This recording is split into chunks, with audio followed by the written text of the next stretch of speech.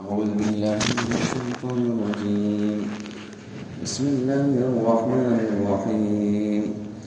والتين والزيتون وطور سينين وهذا البلد الأمين لقد خلقنا الإنسان في أحسن تقويم ثم رددناه أسفل سافلين إلا الذين آمنوا وعملوا الصالحات فلهم أجر غير ممنون فما يكذبك بعد بالدين أليس الله بأحكم الحاكمين.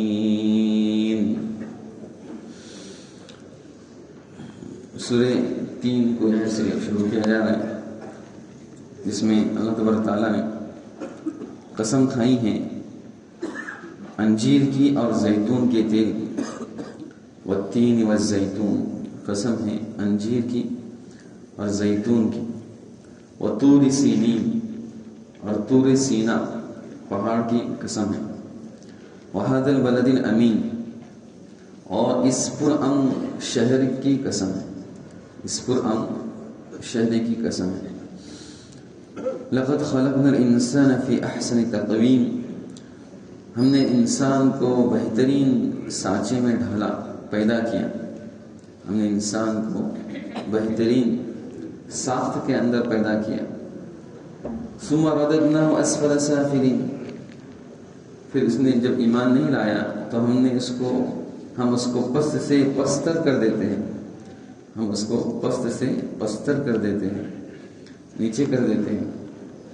الا الذين آمنوا وعملوا الصالحات، مگر جو لوگ ایمان لائے اور انہوں نے اچھے کام کیے.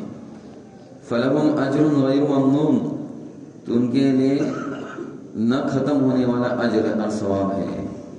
ان کے لیے نہ ختم ہونے والا اجر اور ثواب ہے.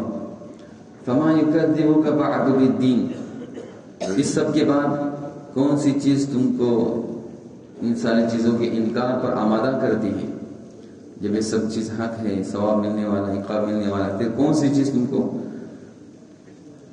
قیامت کے دن روزے جزا بالدین، یعنی دین سے مراد بدلے کا جو دن رہتا ہے، جزا کا سزا کا جو دن رہے گا، اس کو تم کس چیز کی وجہ سے جھٹلا رہا ہے؟ الیس اللہ باحکم الحاکمین، کہ اللہ تبارک تعالیٰ تمام حاکموں سے بڑھ کر حاکم نہیں ہے؟ کہ اللہ تبارک تعالیٰ تمام حاکموں سے بڑھ کر حاکم نہیں ہے؟ تو یہ سورہ 3 ہے، اس میں اللہ تبارک تعالیٰ نے چند چیزوں کی پہلے قسم کھائی ہے. من جملہ ان میں جن چیزوں کی قسم کھائی ہے وہ دو پھل ہیں. ایک تو انجیر اور دوسرا زیتون.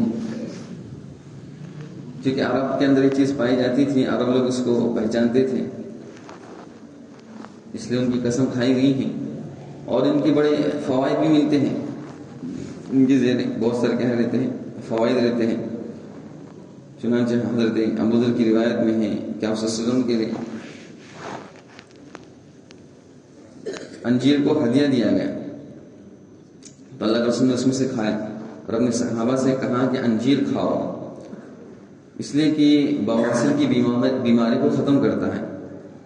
اور بعض لوگوں نے کہا کہ انجیر جو ہے منہ کی بدبو کو زائل کرتا ہے، بالوں کو لمبا کرتا ہے. بال کی کسی کو شکایت رہتی ہے بڑھتے نہیں، یا کہ بال گر جاتے ہیں تو بالوں کو لمبا کر دیتا ہے. یہ فالج اور لکوا لگتا ہے نا، اس سے امان ہے، اس سے حفاظت ہوتی ہے، لکوے سے حفاظت ہوتی ہے.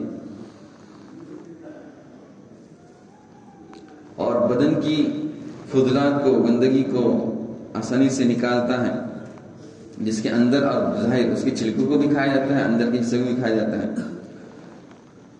اور اسی طرح کوئی شخص خواب میں انجیر کو دیکھتا ہے. والتین فی النوم رجل غیر جبار، ایک شخص خواب کے اندر انجیر کو دیکھ رہا ہے تو یہ اس بات کی علامت ہے کہ وہ شخص کسی کے ہاتھ میں ہے، کیا ہے، جو ظالم اور جابر نہیں ہے. اور اسی طرح اگر کوئی شخص خواب کے اندر دیکھتا ہے کہ اس کو انجیر مل گیا تو اس میں علامت ہوتی ہے کہ اس کو بہت سارا مال مل گیا.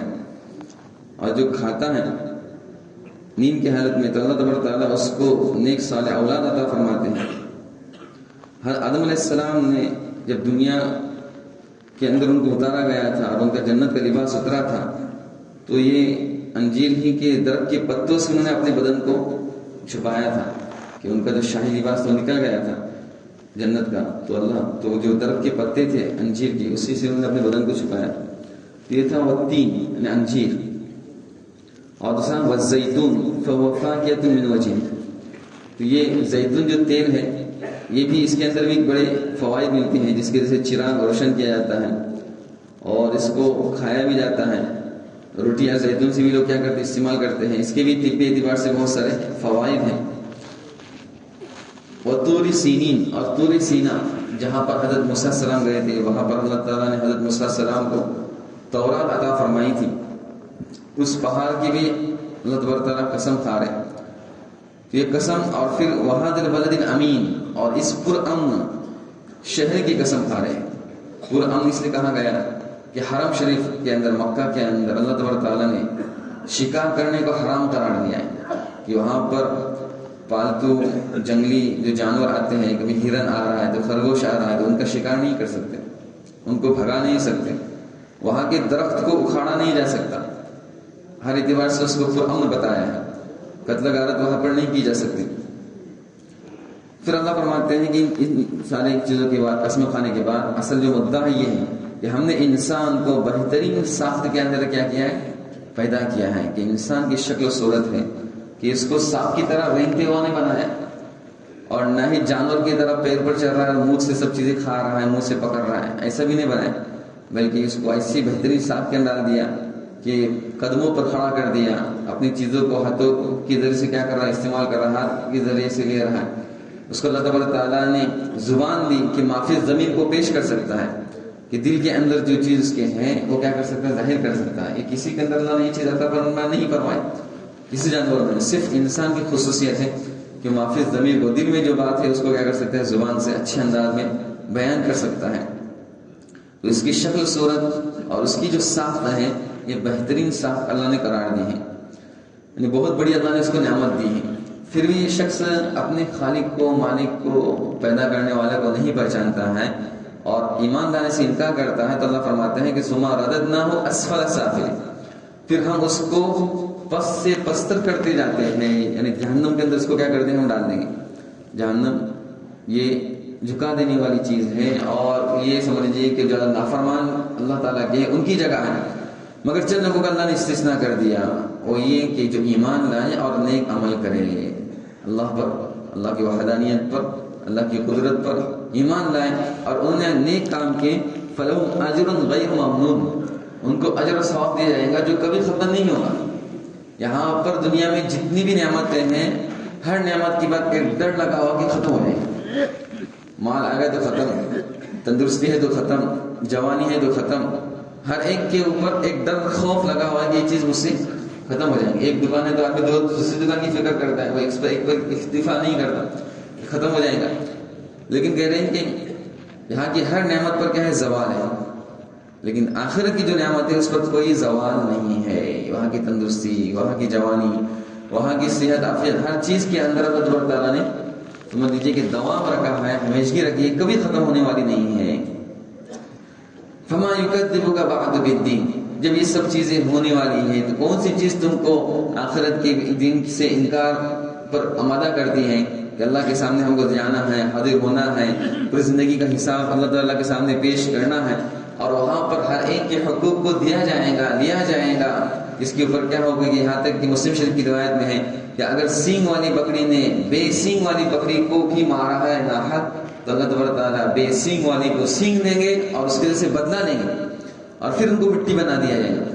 یہاں تک جانوروں کے حقوق لیے جانے والے ہیں، تو قیامت کا دن ہے جو بدلے کا دن ہے، مالک یوم الدین، کہ بدلے کے دن کا اللہ کیا ہے، مالک ہے۔